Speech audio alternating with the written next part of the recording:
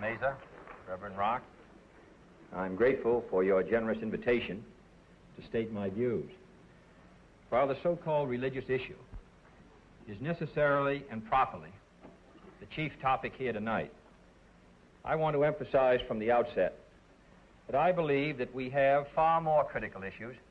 in the 1960 campaign. The spread of communist influence until it now festers only 90 miles from the coast of Florida, the humiliating treatment of our president and vice president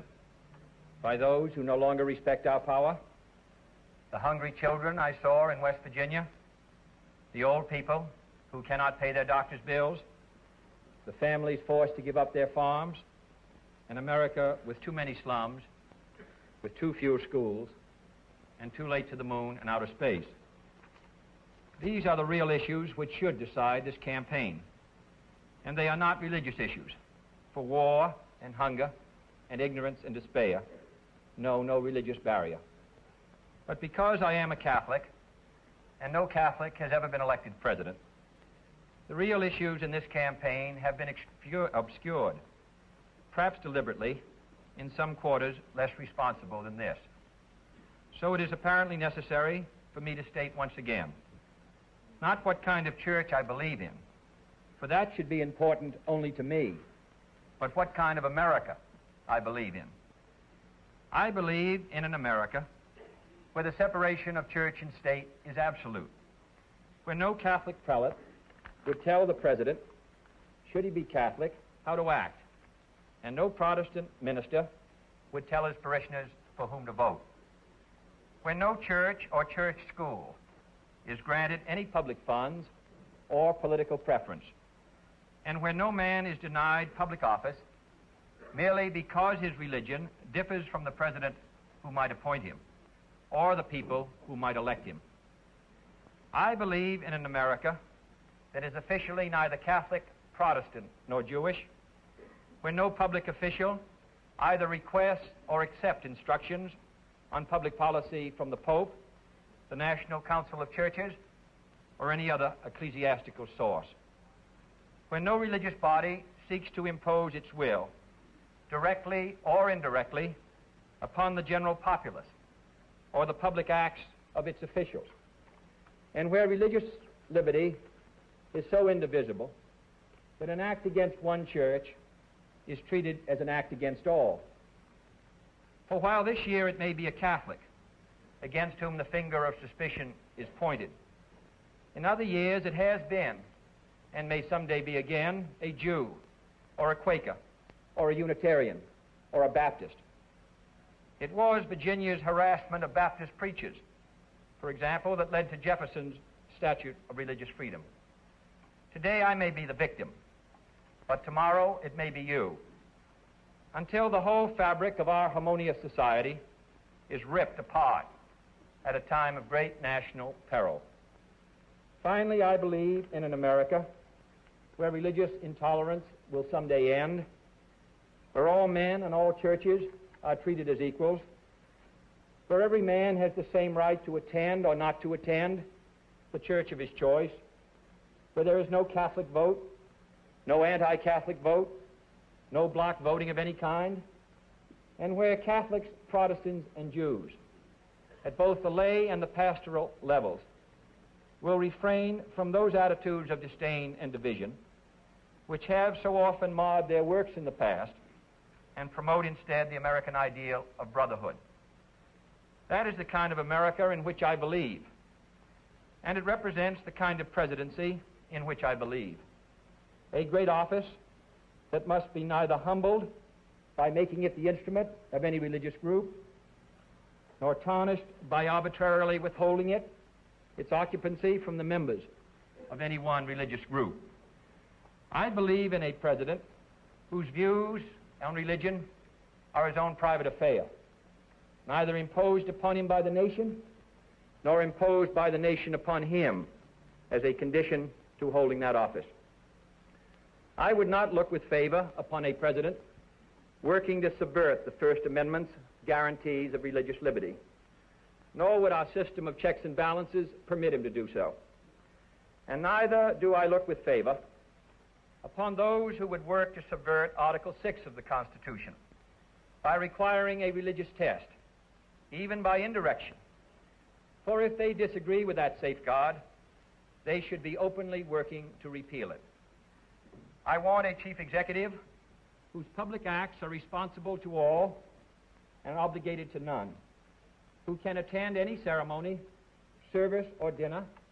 his office may appropriately require him to fulfill, and whose fulfillment of his presidential office is not limited or conditioned by any religious oath, ritual, or obligation.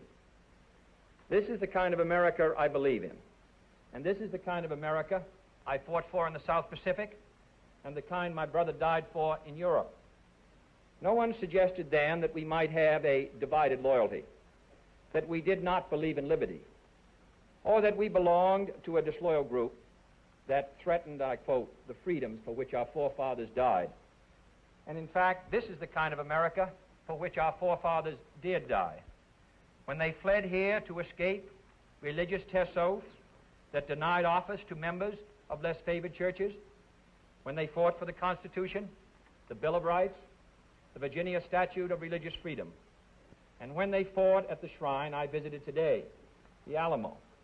For side by side with Bowie and Crockett died Fuentes and McCafferty and Bailey and Bedillo and Carey, but no one knows whether they were Catholics or not, for there was no religious test there. I ask you tonight to follow in that tradition, to judge me on the basis of 14 years in the Congress, on my declared stands against an ambassador to the Vatican, against unconstitutional aid to parochial schools, and against any boycott of the public schools, which I attended myself. And instead of doing this, do not judge me on the basis of these pamphlets and publications we have all seen that carefully select quotations out of context from the statements of Catholic Church leaders, usually in other countries, frequently in other centuries, and rarely relevant to any situation here, and always omitting, of course, the statement of the American bishops in 1948, which strongly endorsed church-state separation, and which more nearly reflects the views of almost every American Catholic. I do not consider these other quotations binding upon my public acts. Why should you? But let me say, with respect to other countries, that I am wholly opposed to the state being used by any religious group, Catholic or Protestant, to compel, prohibit, or prosecute the free exercise of any other religion. And that goes for any persecution at any time by anyone in any country. And I hope that you and I condemn with equal fervor those nations which deny their presidency to Protestants and those which deny it to Catholics. And rather than cite the misdeeds of those who differ, I would also cite the record of the Catholic Church in such nations as France and Ireland, and the independence of such statesmen as de Gaulle and Adenauer. But let me stress again that these are my views. For contrary to common newspaper usage, I am not the Catholic candidate for president. I am the Democratic Party's candidate for president, who happens also to be a Catholic. I do not speak for my church on public matters, and the church does not speak for me. Whatever issue may come before me as president, if I should be elected, on birth control, divorce, censorship, gambling, or any other subject, I will make my decision in accordance with these views, in accordance with what my conscience tells me to be in the national interest, and without regard to outside religious pressure or dictates. And no power or threat of punishment could cause me to decide otherwise. But if the time should ever come, and I do not concede any conflict to be remotely possible, when my office would require me to either violate my conscience or violate the national interest, then I would resign the office, and I hope any other conscientious public servant would do likewise. But I do not intend to apologize for these views to my critics of either Catholic or Protestant faith, nor do I intend to disavow either my views or my church in order to win this election. If I should lose on the real issues, I shall return to my seat in the Senate,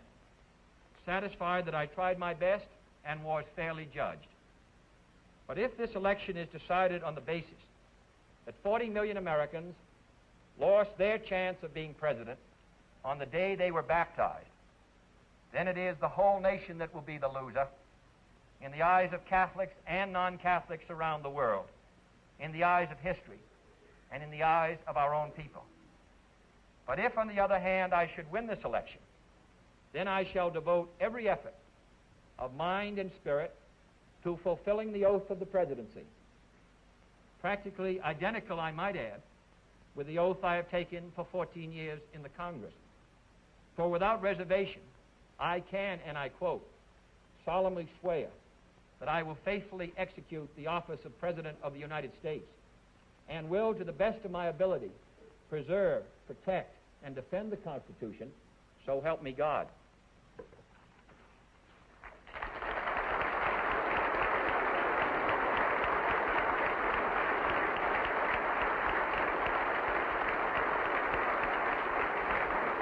Thank you for joining us on this historical journey. Don't forget to like, subscribe, and hit the bell icon for more fascinating stories from history.